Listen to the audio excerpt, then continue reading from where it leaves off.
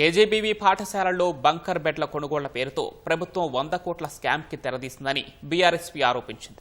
ఈ మేరకు బీఆర్ఎస్పీ రాష్ట్ర అధ్యక్షుడు గెల్లు శ్రీనివాస్ యాదవ్ ఆధ్వర్యంలో లక్డీకాపూర్లోని కమిషనర్ స్టేట్ స్కూల్ ఎడ్యుకేషన్ కార్యాలయాన్ని ముట్టడించారు.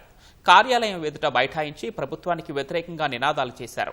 100 కోట్ల స్కామ్ అంటూ ప్లకార్డులను ప్రదర్శించారు. అనంతరం పాఠశాల విద్యాశాఖ కమిషనర్ కార్యాలయం గేట్లు దూకేందుకు యత్నించిన బీఆర్ఎస్పీ నేతలను పోలీసులు అదుపులోకి తీసుకున్నారు.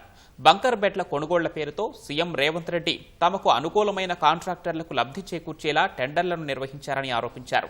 తక్షణం టెండర్లను వెనక్కి తీసుకోవాలని డిమాండ్ చేశారు. 33,000 బెడ్ల కోసం ఒక్కొక్క బెడ్ కోసం 33,446 రూపాయల ఛార్జ్ చేస్తూ ఇవాళ నిర్ణయం తీసుకోవడం వల్ల 20,000 రూపాయల అదనపు ఛార్జీలు వేసి కొంతమంది వాళ్ళ కాంట్రాక్టులకు లబ్ధి చేకూర్చడానికి రాష్ట్ర ప్రభుత్వం వీళ్ళ నిర్ణయం తీసుకున్నది. కాబట్టి వెంటనే ఆ టెండర్లను రద్దు చేయాలని చెప్పి వాళ్ళ మేము డిమాండ్ చేస్తూ ఉన్నాం.